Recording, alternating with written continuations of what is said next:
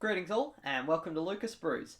In today's video we're going to continue our quest to look at more 1/72nd scale Bf109s, this time with two kits from AZModels, which, as you'll see shortly, are, in my opinion, pretty solid contenders for best Bf109s in 1/72nd scale. But before we get too much into the video, I would just like to give a quick shout out to Tectonic Hobbies, the local shop on the Sunshine Coast, where you can buy these kits and many more. As of the making of this video, there's a 25% off sale on all model kits store-wide, so now's a good chance to stock up. But anyways, let's get into inbox reviewing. So this is pretty much the last variant of the G. I think they made the G-16 as well, and the AS was like a high-altitude version, so purpose-built for going after the bombers, pretty much. And I think they were in pretty limited production before they were replaced by the K model, which was supposed to just standardize the 109s a little bit more and make it easier to produce. So it's a pretty interesting variant, and not one you see by, I don't think anyone else has actually done a G14 in 72nd scale. So having a look at the box art on this one, it looks like it's all hand-painted. It shows a very late war G14 in front of a very bombed out looking hangar with shattered glass and fuel jerry cans left all over the place. It looks like it's pretty late in the war and things aren't going well. Side here just got some warnings, repeat of the box art there, and here we've got one of the schemes on the top of the box here, which is Yellow 8 from Jägerschwader 27 in spring of 1945. And as you can see, we're going to have some late war mixing paints, desperate German shenanigans with this kit. And on the back here, unlike the other kits, we have the painting guide for all of the schemes. So again, we've got Yellow 8, we've got Yellow 15 from autumn 1944, and it's got a little bit of history too about the aircraft and some interesting notes. For example, for JG-27's plane, it says that it was in the standard camouflage of RLM 74, 75, and 76, which is those kind of greys, just there. With the tail in RLM 82, 83, and 84, which is the much later in the war kind of yellowy green, and then the much deeper greens that they were using. Which was mainly to hide them more in the forest, but also because I think they were running out of the greys. So that's from another aircraft, possibly, that tail section, so they would have been doing that, very much Christmas treeing, as they call it, taking bits off of one plane just to keep one in the air. This aircraft, which was shot down on the 27th of November 1944, so it didn't last very long, from Jägerschwader 300, which I think might have been the Wild Pig radar squadrons. Similar to the other aircraft, it's got a really hodgepodge of paints. And then here we've got one from December 1945, so after the war, White 13, so I think this one might have been captured and used for trials. Looks like it's interestingly got a completely unpainted aluminium underside for the wings there, so yeah, all of these aircraft are very reflective of the late war German aircraft when they started to run out of paints and materials to keep them going. It's very nice that they've done that. It's cool, I think, to do aircraft from this kind of period, and it's great that they've got all the detailed history on them, so yeah, that's nicely done. So, first up inside, we'll have a look at the instructions here. So, on the front, we've got a nice side profile of the G-14As, a little bit of history on the G model and the 109 in general. Down here, we've got the keys. So they're all pretty unique, easy to tell apart, and general ones that you'll see. The colours are all done in, well, you'll notice the entire instructions are actually printed in colour, so that's really helpful. Colour codes have names as well as a letter code for each one, and then they've got a Humbrol colour code, so usually easy enough to convert. It's also got a list of references too, and some drawings, so that's really nice. The instructions are actually only one sheet, really, about the size of an A4, so pretty compact. Some of the writing you can't really read, which is not ideal unless you get really close. I know for some people you'll need a magnifying glass or something to actually see that. But at the top here we've got a sprue map there, which is actually really important for AZ kits like this, because they actually don't have the part numbers on the sprue. You have to go based off of the one on the diagram, which, as you start off, when you've got a lot of parts, it's easy to identify the sprues, but after a while it gets a bit tricky. But anyways, so first up here, I was a little confused when I first looked at this, but this is actually just painting instructions. The only things you assemble in the first 6 steps are the cannon between the pilot's legs. You glue that to the bulkhead there, and also the trim wheel. But it's nice though that it's in colour, so you can easily tell what each thing needs to be painted as. And there's also some text telling you what each colour is. Decal is also included for the instrument panel, so we'll have a look at that one later, but that should be good. A bit interesting that the trim wheel is supposed to be painted red and white. I've never actually seen a 109 trim wheel that color, but I'm sure you can find examples of it if since they've obviously done a pretty good amount of research for this particular model. So yeah, painting up everything from the interior before you start assembling it at step 6, where you put the seat, the control stick and the rudder pedals onto the floor of the cockpit. Then you attach the front bulkhead, and I believe that would be the instrument panel from step 1, goes on the front of that, and then you put the gun sight on. After that, you've got the trim wheel on the side there next to the seat, and you've got decals included for the seat belts, which is nice. Then before you glue the fuselage halves together, you insert the cockpit, and then you add the exhausts there. And then it skips to step 12, where you assemble the wheels or the landing gear, which is a bit weird. And it's a bit confusing. I think there's optional wheels or tires designs in this kit, but it's not particularly clear about which ones you use and what the difference is in the instructions, so we'll have to have a look at that on the sprue. But anyways, you pick the tire or wheels that you want, glue that to the strut, and then glue that to the door cover. Then you glue the fuselage halves together and add the exhaust cover for the left side. The propeller then gets assembled. I don't believe they include a wash, so if you want your propeller to spin, you're going to have to fashion up one yourself and obviously put it in. But it looks like there's still a hole designed to take it, so you should be able to make up your own if you want the propeller to spin. Otherwise, I know a lot of people don't care about that sort of thing. You can just glue it in. This step is a little bit complex, so for the radiators which you're gluing to the underside of the wing, you actually have to sand them to get them to the correct shape, which is a little bit of a pain. I don't know why they couldn't have molded it as the correct shape already, but maybe it was because there's other 109s that have squared radiators. Moving on to the other side, you've got the wing assembly, so you're gluing those covers onto the top of the wings and then gluing the top section to the bottom. Then on the bottom side, you're adding the radiator flaps, and then you move on to assembling the fuel tank. It looks like there's two different options, one that's kind of more flattened out at the bottom, and then another that's more rounded and tapered. Then you attach the wings, the elevators, and the tail. Similar to the Revell kit, this has actually got the later tail, which was made out of wood, and is also a lot taller, so that gets applied on. Then you've got the propeller, which, as I mentioned earlier, if you want to make it spin, you could probably fit a washer through before you add this cowling piece on, but it's probably a bit easier to do back at step 13 when you glue the fuselage halves together. But anyways, then you add the armoured glass panel to the rear of the cockpit there, add the tail wheel, and I think there's another small part there that goes somewhere in there, although it's not super clear what that is and where it goes exactly. Then on the underside you add the front radiator, the pitot tube for the wings, the control balancers, then you've got optional fuel tanks. I don't think there'll be any guide pins to help line up the fuel tanks. I think by the looks of things you've just got to eyeball it, and it says to put it a little bit to the port side, since they weren't quite centered, just so that the aircraft was a bit more balanced with the torque from the engine. And the final step here is to add the landing gear, that small antenna that goes on the underside of the wing, a few more antennas on the roof, air intake for, I believe it was the supercharger, which comes in two pieces, and then you've got the cockpit canopy and the radio antenna. Unfortunately, it comes as one piece. There's not the option to have the canopy open, which to me is a bit of a shame, because as you can see, there's a fair bit of detail that needs to be painted up, and we'll have a little look to see how it looks on the plastic model now. So we'll start off with the fuselage half, because this is the one that's on top. So interestingly, in this kit there's actually two included, and one of them is for the earlier G model, or the F model I believe, and this is for the G14, and you can kind of tell because it's got those extra sort of bulges down the side there. So as you can see, we've got recessed panel lines the whole way along the fuselage, some really nice recessed riveting details. All of the various access hatches and clips to close the cowlings are moulded. A few little raised details as well, so it's a nice good mix. Doesn't appear to be any flashing or any imperfections. I think there's a few little bits here and there, but it's nothing really too dramatic. Nice riveting detail on some of the access areas on the rear of the tail there and that hatch there. So yeah, it's all looking really quite nice on this side. A little bit of recessed detail on the top of the cowling, which goes in here, and a little bit as well on the radiators for the under the engine. And there's your machine guns, which go into this piece here.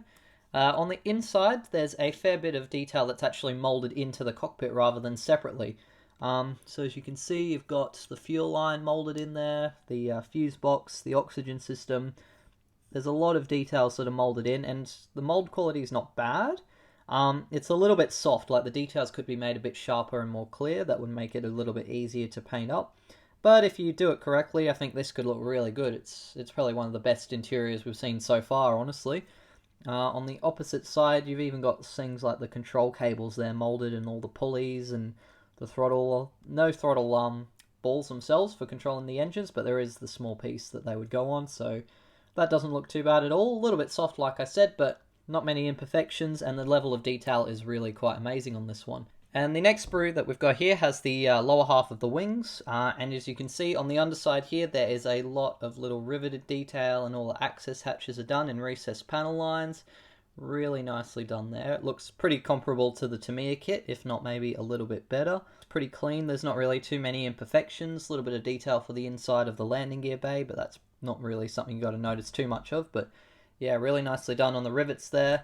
Not really any detail on the inside there for the radiators, but that mainly comes from the actual grills themselves for them. Two different propeller options. So to figure out which one you'd need, because as I've mentioned, there are no part numbers for the parts on the sprue, you have to refer to the instruction manual. So we can see by lining up the lower wings there that the propeller we'll be using is this thicker bladed one. So that's a little bit of an inconvenient system, not very friendly, especially as you have less and less parts on the sprue. It'll be harder and harder to identify which sprue is which, but oh well. The propellers look quite nice, a little bit of hair on that one. There's a very, very faint seam line on this one, so the molds aren't perfect, but it's really, really subtle, and it won't take much to sand it off.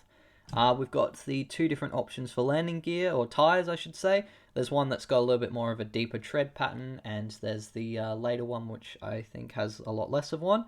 They both look really excellent, a mix of raised and recessed details, and you can see all the rivets and the bolts, and really nice detail and texturing on the tyres there. Looks really good.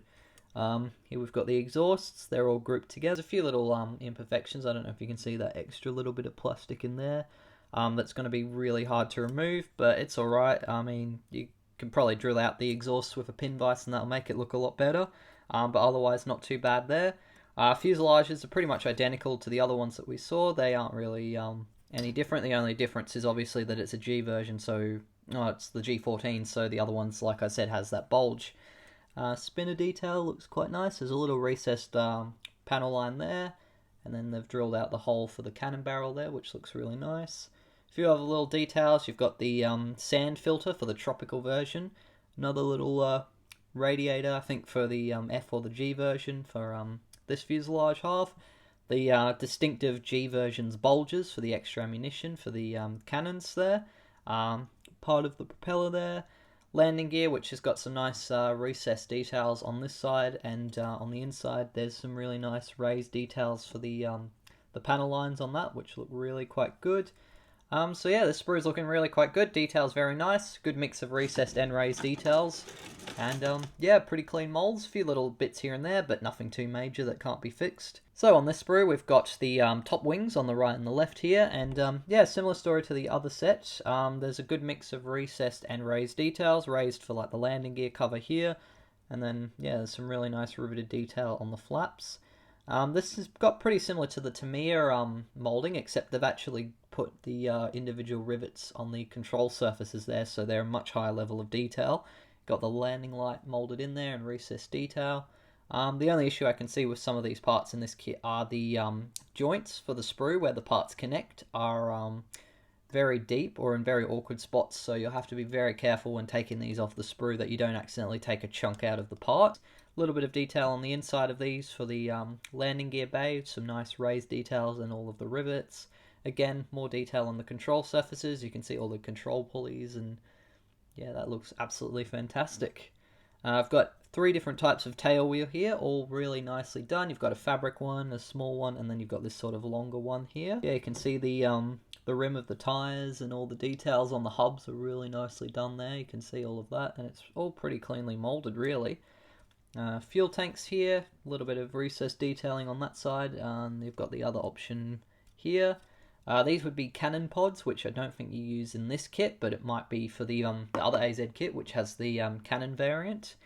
Looks like there are two sets of elevators. You've got these ones here in the corner, which have some really nice details. A little bit of recessed riveting on here, and then some raised details for the control surfaces. These ones have got a ton of little holes in the bottom of them, so I'm not sure if that's a different version. It also appears that they have another control surface on the other side, like a slat or something. No idea if that's another variant of the 109 or if that's yeah, but I don't think that's the one we use on this kit. Here's the bulkhead for the cockpit, looks pretty good. And this is the cockpit floor itself, and as you can see there's some pretty nice detail there.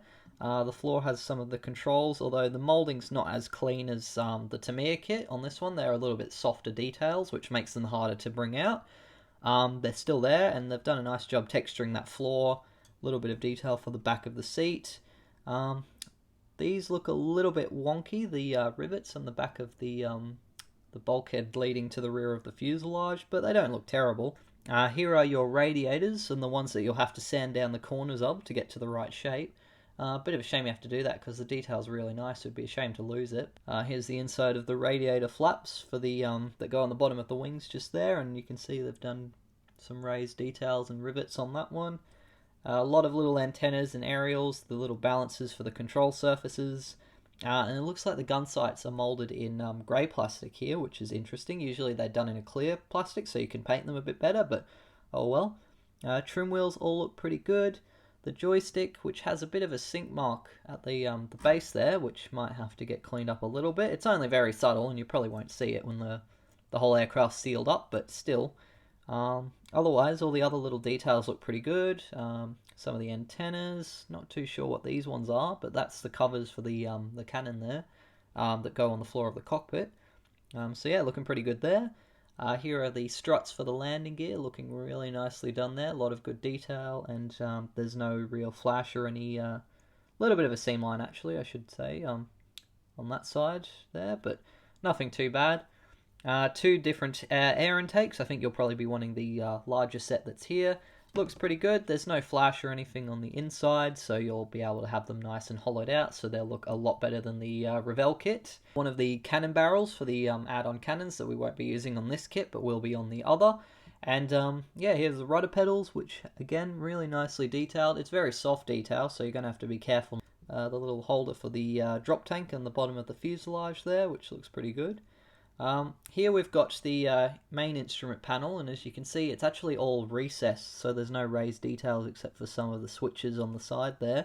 But as for the actual instrument dials, they're all recessed in, so you'll need a bit of decal softener and adhesive to make the instrument decals sit nicely in that. Here are the two different tails, so you can see this is the earlier version, which is a little bit shorter, and this is the later version, which is a little bit taller there. Interestingly, on the early rudder here, it's got a similar kind of details to what we've seen on like the elevators, where it's the raised lines and then the raised rivets. On the other tail, we've actually got more of a softer fabric effect. But anyways, that's it for all the grey plastic. The other thing I wanted to point out though that's not ideal is there's not really any, there's only two actually, you can count, 1 and 2 of these holes and pins to help line up the fuselage. So if there's any kind of imperfections between these joints, there won't be any pins to help line it up.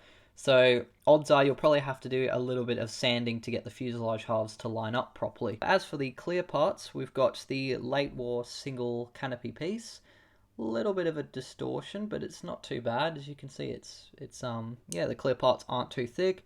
There doesn't appear to be too many scratches or imperfections. Definitely a lot better than the Revell canopy. Probably not as good as the Tamiya one, maybe, but still not too bad. And the armoured glass panel there, so that middle window there is the bit that you want to keep clear. So yeah, clear parts look good. Like I've said, it's a shame that it's only a one-piece canopy, so you can't have it open, because that cockpit looks like it would be really good when detailed up. But oh well, that's another little issue I have with this kit, but on the whole, really quite nice. And lastly for this kit, we have the two decal sheets which are included. So one is for the markings for the kit, including the German crosses, some swastikas which are actually centered by being cut in half, so you could glue them, put them together and you'll get a full one. And a few extra little hatches that are probably specific. Looks like the C3 fuel mark, so the later war higher grade version of the German synthetic fuel, which wasn't used very often, but there's an option to have it fitted on the later G models. And yeah, a few other the markings, which all look pretty good. There's a few scratches on the decal sheet, but I think that's just because I've actually had the kit sitting for a little while and I've probably knocked it. But for the most part, they seem to be looking really quite good. I haven't had many issues with AZModels decals in the past, especially with silvering or tearing. They seem to be of really nice quality. Pretty similar, I'd say, to Cartograph ones. And then we have a second sheet here which has all of the common stencils. And as you can see, the detail on them is really quite fantastic. You can read all of the writing, even the finer stuff there, so that all looks pretty fantastic. One shortcoming I've noticed, though, is that there doesn't appear to be the promised instrument panel or seatbelt decals, which is a bit of a shame. It's going to be really quite hard to paint a lot of the finer detail on the instrument panel. It's not impossible. It looks like it would be quite, doable, but obviously not as good as having just a straight decal that you can pop on.